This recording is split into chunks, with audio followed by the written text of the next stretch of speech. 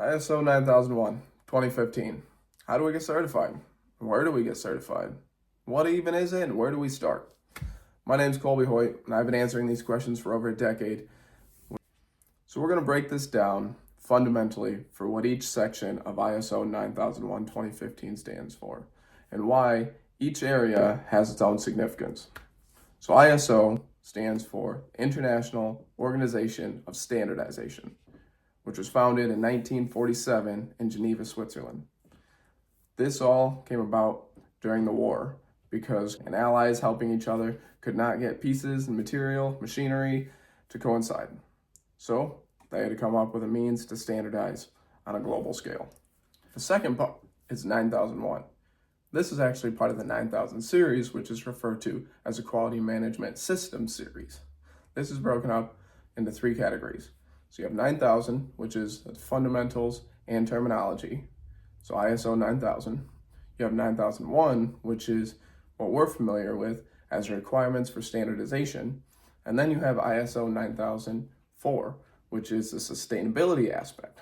So 9001 is the only one that you will certify to for this quality management systems. But you have to be familiar, your terminology and verbiage has to be compliant with the 9000 series, fundamentals and terms, and your auditing has to be compliant with the 9004 series. So who would have thought? Just by getting 9001 certified, we just opened up two more books to become compliant. So part 3 of that is 2015. This is the revision year for the 9001 requirements document that organizations get certified to. So ISO was originally founded in 1947. They came out with the first ISO 9001 Quality Management Series System document in 1987. Since then, there's been several revisions, and these happen about every 5 to 8 years. Currently, we are awaiting a new revision as it is drafted for late 2026. But as we go through these different revisions, there's critical aspects that all take part of the 7 principles that at the end of this video we'll discuss.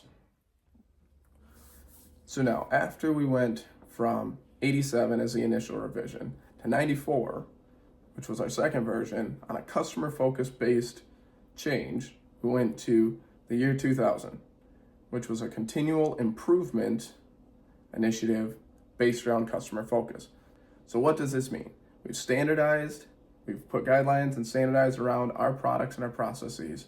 Now, how can we better serve our customer and keep them at the focal point? Can we increase our productivity, reduce costs, put better controls in to reduce defective issues and feedback? So that's stage 3. Now we move to 2008. 8 years later, they had realized that the 2000 series foundation was too vague. So nothing new was added, but they had specified and add clarity to some of the clauses and some of the open-ended vagueness around the continuous improvement. So they had to put a little bit of confinement into that aspect because it was too widespread. So now, we've gone from 2000 to 2008. We've cleared some issues up with our customers, with our specs. So our customers now have a better understanding of what the guidelines an ISO company needs to confine themselves within because of uncertainty. So now we go into 2015. This is proactive planning for risk-based thinking. This is where the PDCA, plan, do, check, act system comes in on a proactive approach for a systemic and process-based application. So this is not fighting dumpster fires and fixing it when it's broke. This is how do we remove the barriers and the aspects of waste from our process before we even kick off.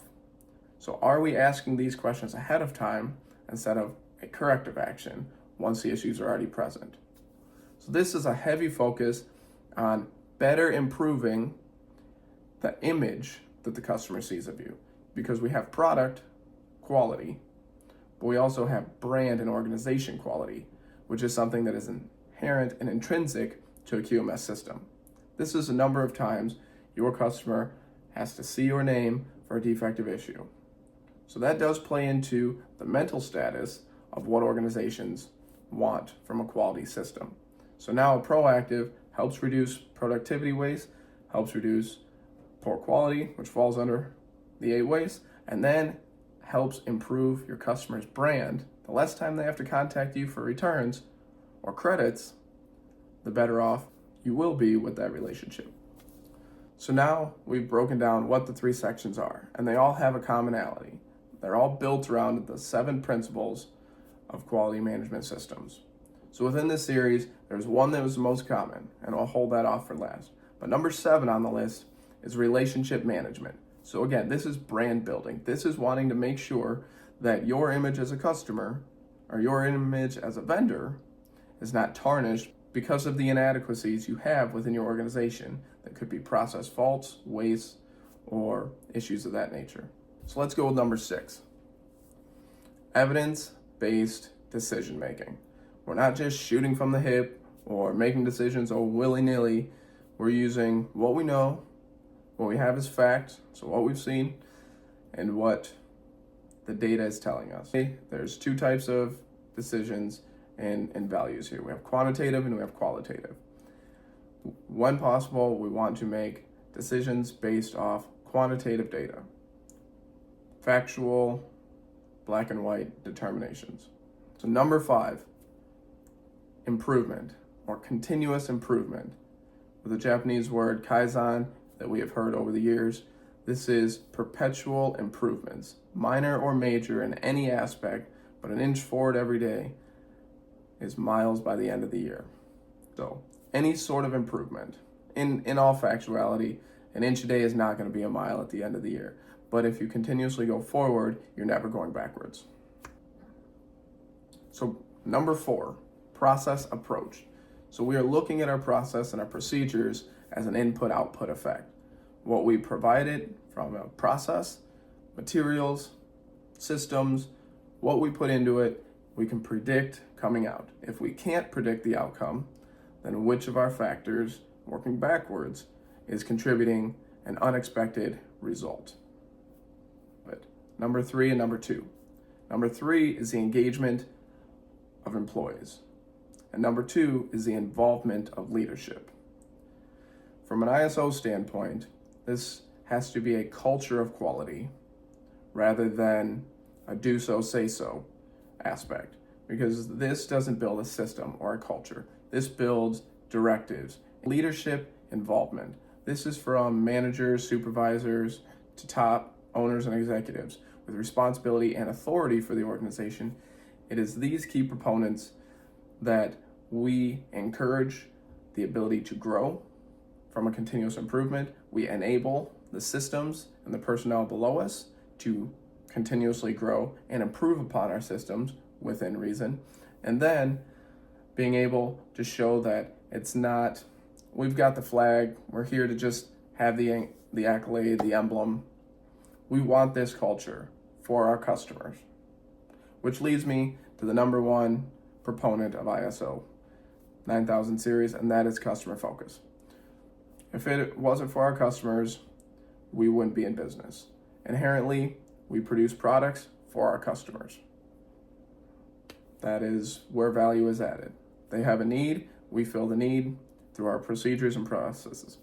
This is where and why majority of the revisions have a different outlook or an adjusted outlook on the ISO Requirements Manual 9001, because as time progresses, we have different inclines or different important aspects that customers are looking for. Now that we have a better understanding of what ISO 9001 2015 really is, the 7 principles that it has been built around, and the different stages of revision over the years, we can now take this knowledge and apply it into our organizations to ensure that we have a quality culture.